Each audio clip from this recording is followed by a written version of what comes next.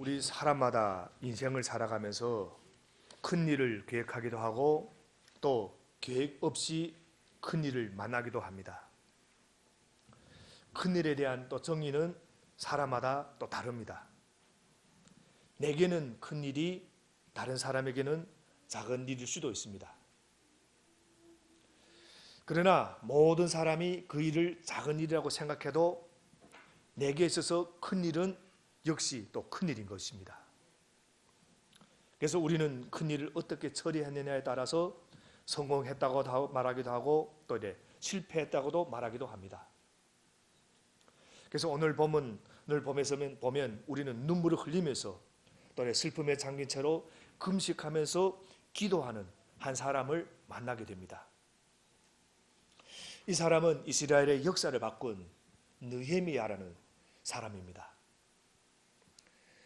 느헤미야는 이스라엘 민족이 자존심을 회복하고 바벨론이 무너뜨린 예루살렘 성읍을 50일 만에 완성해냄으로써 하나님이 놀란 역사를 감당했던 사람입니다.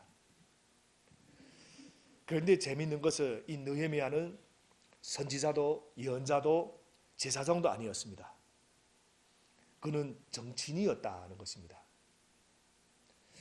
그래서 느헤미야기를 읽고 묵상하면서 깨달은 것은 지금 저희 교회에 가장 필요한 것은 느헤미야처럼 사명의식을 가진 어떤 한 사람이 간절한 기도이구나 하는 생각이 들었습니다.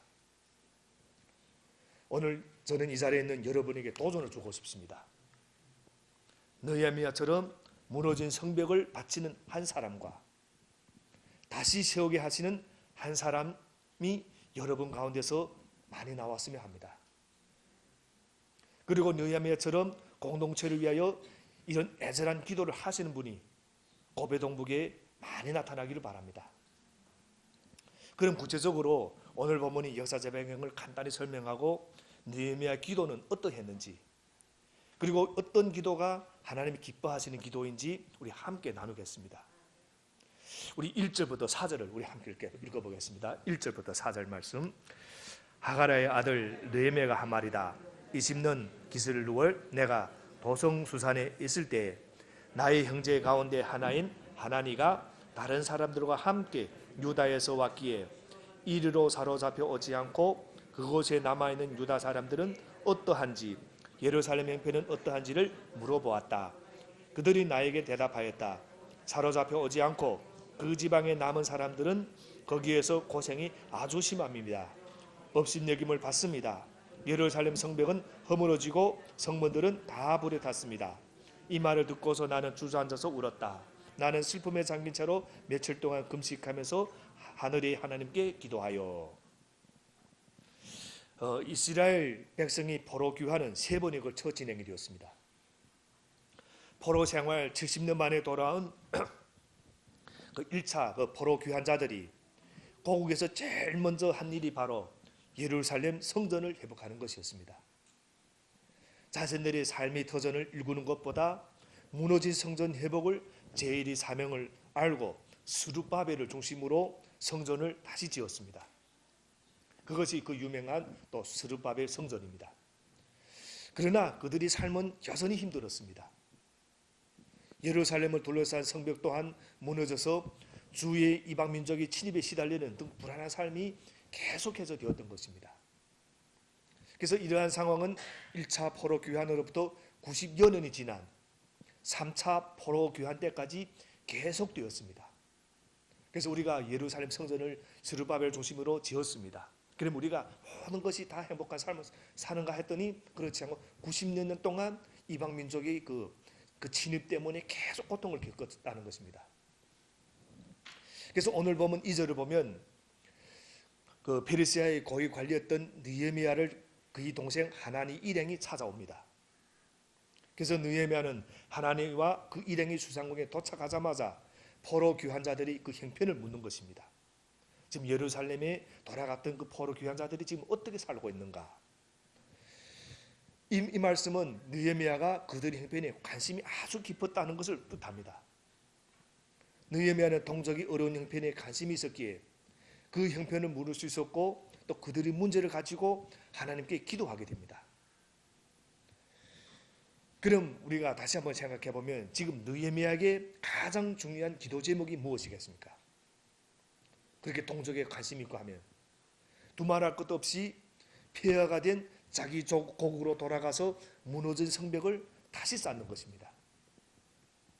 그런데 이 느헤미야서를 쭉 읽어보다 보면 성벽을 쌓는 일보다 더 비중 있게 다뤄진 부분이 있습니다. 그것이 무엇인가 하면 기도라는 것입니다. 그래서 우리가 느헤미야서를 보면 이 기도를 떠나서 느헤미야서 읽을 수가 없습니다. 그래서 오늘 본문이 이 느헤미야 기도는 하나님께 무엇을 간구한 어떤 기도였다기보다는 오히려 그 기도 속에서 자신과 하나님과의 어떤 소통을 더 중요시했다는 것을 느낄 수가 있습니다. 결과적으로 느헤미야 기도는 예루살렘 성벽을 완성하도록 했고 또 이스라엘 역사를 바꿔놓은 것을 우리는 또 느헤미야서를 통해서 결과로서 보게 됩니다. 그러니까 다시 말하면 그 기도의 응답이 이루어졌다는 것입니다. 우리 한번 잘 생각해 보겠습니다. 우리 기도를 하는 사람마다 기도에 대한 이해가 서로 다른 경우를 우리는 교회에서 보게 됩니다. 기도에 대한 이해. 그래서 우리는 이 느헤미야 기도를 통해서 그동안 우리가 가졌던 기도의 이미지에 대해서 다시 한번 생각해보는 그런 시간을 가졌으면 합니다. 첫째로 느헤미야 기도는 지속적인 기도였습니다. 지속적인 기도. 교회에서 신앙생활을 하는 우리 중 누구 하나라도 기도가 필요 없는 사람은 아무도 없을 겁니다. 누구든지 다 기도해야만 하는 존재들입니다. 그런데 우리 문제는 삶을 살면서 전혀 생각지도 못한 다양한 문제가 튀어나오기 때문에 금세 기도 제목이 바뀐다는 것입니다. 오늘 이 자리에 있는 여러분들 가운데서 한 기도 제목을 가지고 몇 달 또는 몇 년 동안 지속해 본 적이 있는 분이 계신지 저는 이 말씀을 여러분이 물어보고 싶습니다. 물론 있는 분이 계실 겁니다. 그러나 그런 기도가 많지는 않을 겁니다. 몇 년 동안 계속해서 하는 기도. 하지만 우리에게 그렇게 지속적인 기도가 꼭 필요합니다. 그런 기도 제목일수록 우리에게는 꼭 이루어져야 할 기도이고 이루어지면 참으로 놀랄 일이 일어나기 때문에 5절부터 6절을 우리 함께 읽어보겠습니다. 5절부터 6절 말씀입니다. 아뢰었다. 주 하늘의 하나님, 위대하고 두려운 하나님, 주님을 사랑하는 이들과 세운 언약, 주님이 계명을 지키는 이들과 세운 언약을 지키시며 은혜를 베푸시는 하나님, 이제 이 종이 밤낮 주님 앞에서 주님의 종 이스라엘 자손을 위하여 드리는 이 기도에 귀를 기울이시고 살펴주십시오. 우리 이스라엘 자손이 주님을 거역하는 죄를 지은 것을 자복합니다. 저와 저희 집안까지도 죄를 지었습니다. 오늘 그 6절 이 말씀의 전반부를 보면 이렇게 기록합니다. 이제 이 종이 밤낮 주님 앞에서 주님의 종 이스라엘 자손을 위하여 드리는 이 기도에 귀를 기울이시고 밤낮, 여기서 밤낮으로 기도한다 이 말씀은 쉬지 않고 기도한다는 의미도 있지만 같은 문제를 가지고 계속해서 간구하는 뜻이 더 정확한 해석입니다. 같은 문제를 가지고 계속해서. 그래서 실제로 그 느헤미야가 유다의 비참한 소식을 듣고 금식 기도를 시작해서 이제 아닥사스다 왕이 허락을 받고 이 고국에 돌아가게 될 때까지 약 넉 달의 시간이 걸립니다. 그뿐만 아니라 느헤미야는 이미 하나님한테 동생 하나님한테서 고국의 소식을 듣기 전에도 이스라엘 위해서 계속 기도했을 것입니다. 때문에 그는 자기 동생이 오자마자 제일 먼저 묻는 소식이 고국의 소식을 물어봤던 겁니다. 우리 지금 이스라엘은 어떻게 되고 있는가? 우리 고국은 어떻게 되고 있는가? 정말 한 가지 기도 제목을 가지고 계속 기도해서 기도한다는 것은 쉽지 않습니다. 우선 관심이 있어야 하고 있어야 또 기도가 계속될 텐데 그 관심이 또 지속되기도 쉽지 않고 또한 기도 제목이 우리 감정에 따라 쉽게 달라지기도 합니다. 느헤미야는 애절하게 기도했고 또 기도의 응답을 기다릴 줄 아는 사람이었습니다. 그래서 우리는 기도의 응답이 당장에 나타나지 않는다고 해서 실망하는 일이 얼마나 많은지 모릅니다. 한 주간을 기다리지 못하고 한 달을 기다리지 못합니다. 그런데 느헤미야는 기다릴 줄 알았습니다. 기도했고 또 하나님이 역사하라는 것을 믿었습니다. 그래서 우리는 하나님 외에는 이 문제를 해결해 주실 이가 없다고 확신할 때 우리는 기도를 지속하게 되는 것입니다. 그리고 지속적으로 기도할 때 내가 정말 구하는 것이 무엇인지 알게 되고 그 가치를 알게 됩니다. 지속적으로 기도할 때 그 가운데서 내가 정말 무엇을 기도하는 걸 그걸 알게 되고 가치를 알게 됩니다. 그리고 또한 기도를 지속하면서 겸손과 인내를 배우게 됩니다. 그래서 아울러 지속되는 기도가 응답될 때는 응답이 되더라도 우리가 교만하지 않고 그 응답된 기도가 진정한 축복이 되도록 준비하는 마음이 생기게 되는 것입니다. 이것이 우리에게 지속적 기도가 필요한 것입니다. 둘째로 느헤미야의 기도는 하나님이 마음을 여는 기도였습니다. 오늘 보면 6절 가운데 그 중간 부분을 보면 이런 말씀이 있습니다. 이 기도에 귀를 기울이시고 살펴주십시오. 즉 하나님께서 당신이 마음을 열어주실 것을 간곡히 비는 기도였다 하는 것입니다. 그러기 위해서 지금 느헤미야가 한 일이 무엇인가 하면 먼저 하나님과 자기 사이에 있는 장애물을 제거하고 있습니다. 그럼 우리가 그 장애물이란 무슨 어떤 장애물인가? 다름 아닌 죄, 그 죄를 지금 고백하고 있는 겁니다. 6절 후반부입니다. 보면 이런 말씀이 있습니다. 우리 이스라엘 자손이 주님을 거역하는 죄를 지은 것을 자복합니다. 저와 저희 집안까지도 죄를 지었습니다. 지금 하나님과 자신 사이에 있던 그 장애물을 제거하고 있는 겁니다. 그러니까 이 민족의 비극이 죄로부터 시작됐다는 것. 또한 하나님께서 열조에게 말씀하신 대로 살지 않았다는 것이 민족 비극의 원인이라고 고백하고 있습니다.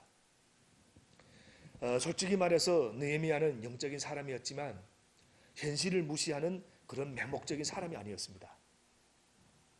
느헤미야의 신분이 실전을 가지고 왕 앞에 나아가 따르는 고위 관직이었기 때문에 직분상 왕과 가장 가까운 관계를 가졌고 왕이 행정에 큰 영향력을 미쳤던 사람이었습니다.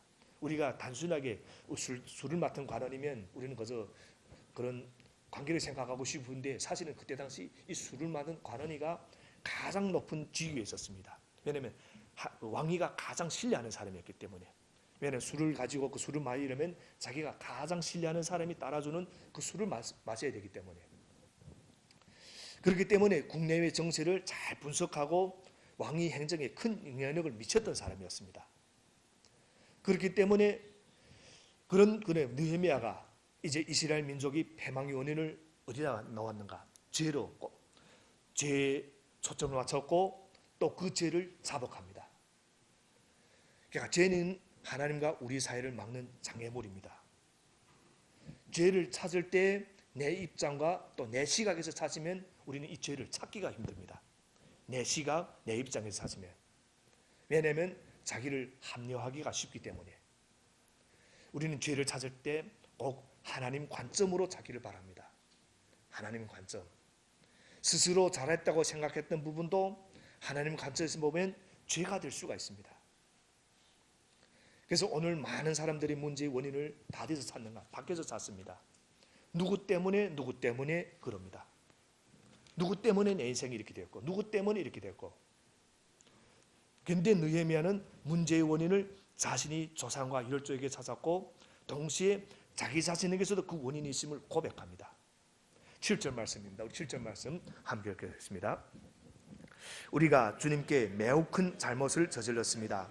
주님이 종 모세를 시키시어 우리에게 내리신 계명과 율례와 규례를 우리가 지키지 않았습니다. 그러니까 느헤미야와 같은 영성을 가진 사람은 문제의 원인을 밖에서 찾지 않고 나로부터 시작했다 하는 겁니다. 이것이 진정한 공동체 의식입니다. 교회에 문제가 생기면 누구 때문에라고 손가락질 말고 주님 저 문제의 아픔 속에는 제 책임도 있습니다. 이렇게 기도할 때 하나님은 그 기도를 기뻐하실 것이고 나 개인의 문제도 해결해 주시는 겁니다. 정말 이렇게 모든 문제가 자기 때문이라고 하면 교회 안에서는 아무 문제될 게 없습니다. 느헤미야 기도처럼 나와 공동체의 모든 죄를 자백해서 하나님이 마음을 여는 저와 여러분이 그런 기도가 되시기를 바랍니다. 마지막으로 이 느헤미야의 기도는 약속을 붙드는 기도였습니다. 우리는 이건 잘 압니다. 이 약속을 붙드는 기도는 약속을 붙드는 기도라. 이 말씀은 바꿔 말하면 하나님 중심이 기도라고 말할 수 있습니다. 우리는 보통 나 중심으로 생각하고 기도하기가 쉽습니다. 그러나 약속을 붙드는 기도의 초점은 내가 아닌 하나님께 있습니다. 그러니까 내 환경이나 경험을 붙들지 않고 하나님이 주신 약속을 붙듭니다. 그래서 느헤미야도 이 약속을 붙들고 기도했다는 것입니다. 8절부터 10절 말씀입니다. 우리 함께 읽어보겠습니다. 8절 10절 함께 읽겠습니다. 주님이 종 모세를 시키시어 하신 말씀을 기억하여 주십시오. 우리가 죄를 지으면 주님께서 우리를 여러 나라에 흩어버리겠지만 우리가 주님께로 돌아와서 주님의 계명을 지키고 실천하면 쫓겨난 우리가 하늘 끝에 가 있을지라도 주님께서 거기에서 우리를 한데 모아서 주님의 이름을 두려고 택한 곳으로 돌아가겠다 하시던 그 말씀을 이제 기억하여 주십시오. 이들은 주님께서 크신 힘과 강한 팔로 건져내신 주님이 종이며 주님이 백성입니다. 사실 우리가 이 말씀을 쉽게 이해하려면 그 부모 자식 관계를 하면 쉽게 이해하게 됩니다. 많은 부모들이 어떨 때 자녀들이 요구사항을 방법 없이 들어주게 됩니까? 예전에 했던 약속을 아이가 기억하고 약속을 들고 나올 때는 하는 수 없이 들어줘야 됩니다. 부모들이 아이들 와서 그렇게 약속했지 않습니까? 할 때는 우리가 하는 수 없이 들어주게 됩니다. 하나님도 약속에 근거한 기도는 반드시 들어주십니다. 저는 그래 이 느헤미야서를 읽어 내려가다 한 가지 의문이 하나 또 생겼습니다. 느헤미야가 이스라엘 백성을 생각하며 정말 고통스러워하고 괴로워하면서 기도했다면 그 기도 제목만 해도 아마 수백 가지가 됐을 겁니다. 성벽을 재건하는 데는 얼마나 많은 기도 제목이 필요하겠습니까? 돈도 필요하고 뭐 여러 가지 인력도 필요하고 많은 기도 제목이 있었을 겁니다. 그런데 오늘 보면 12절을 보면 느헤미야의 가장 간절한 기도 제목은 왕 앞에서 자비를 입는 것이었습니다. 왕 앞에서 자비를 입는 것. 참 이상합니다. 왕 앞에서 자비를 입는 것. 우리 11절 말씀도 함께 읽어보겠습니다. 11절 말씀. 주님, 종이 간구를 들어주십시오.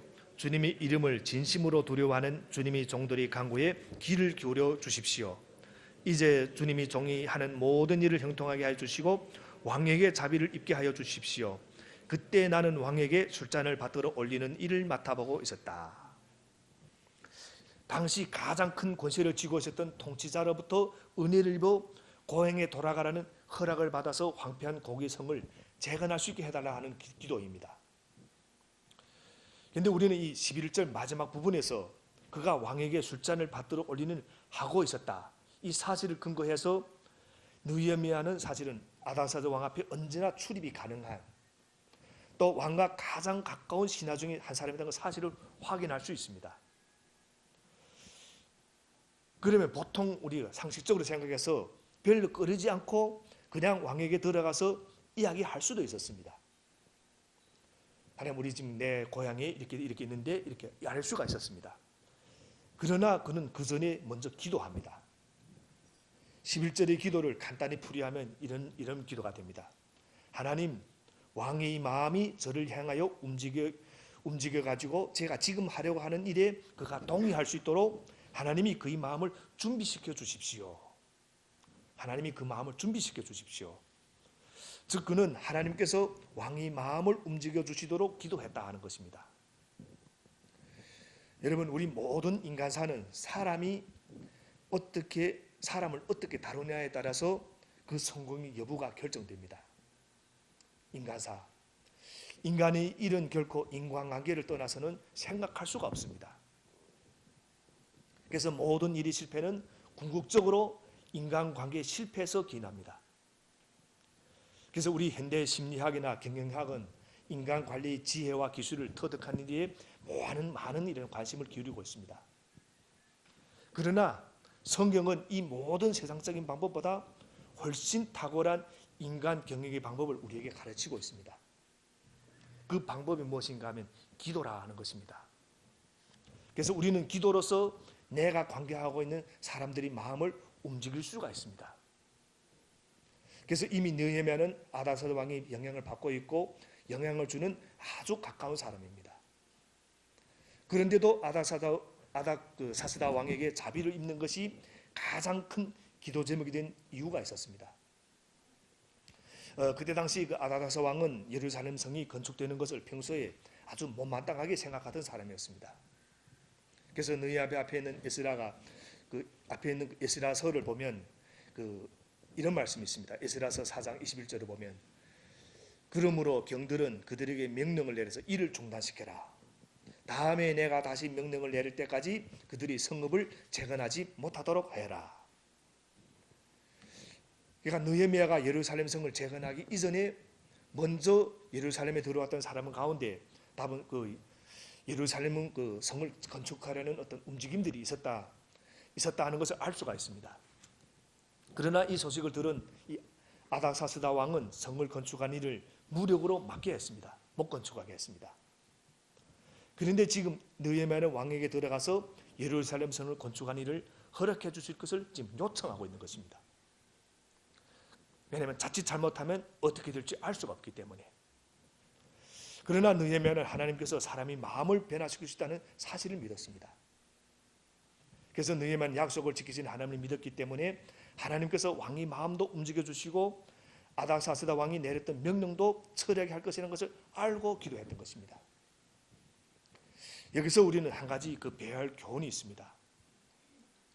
우리가 교회 안에서 어떤 인간관계 문제에 봉착했을 때 저 사람은 어쩔 수가 없다는 전제를 다시 달지 마시길 바랍니다. 저 사람은 어쩔 수가 없다.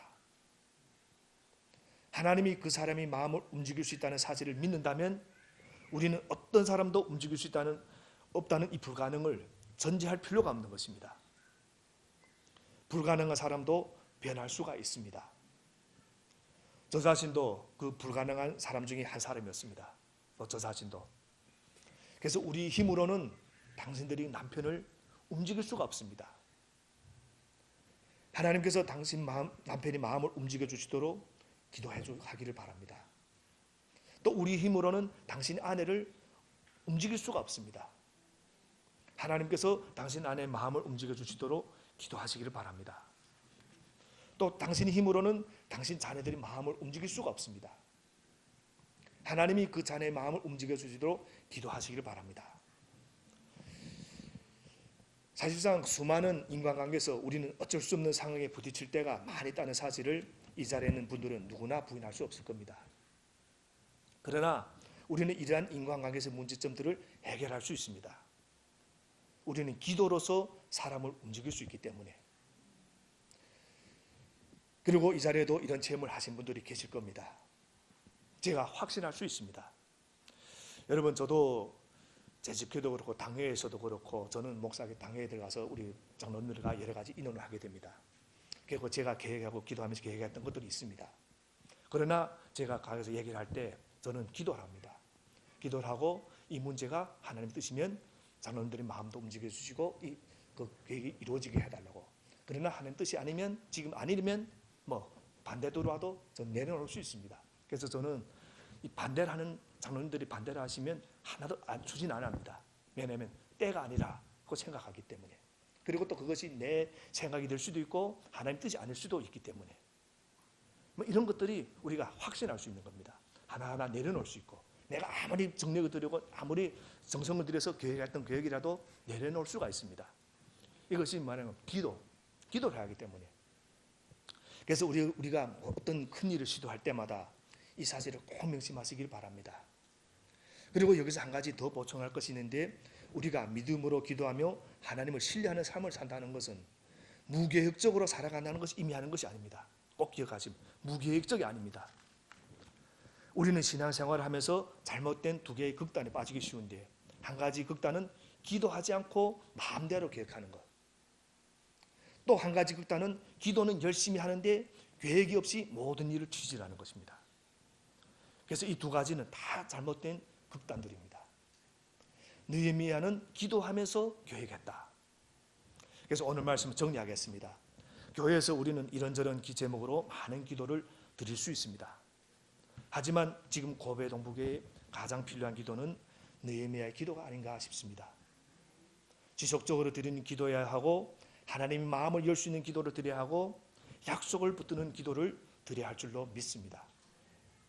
오늘 느헤미야가 한 기도처럼 기도한다면 고베동부교회는 우리가 다시 회복될 수 있고 우리 고베동부교회가 더욱더 하나님 마음에 합한 하나님 기뻐하시는 그런 교회가 될 줄로 믿습니다.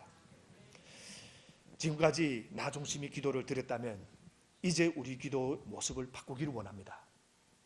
하나님 중심으로, 공동체 중심으로 남을 위한 중보기도가 우리 모든 성도님 사이에 있게 되기를 바랍니다.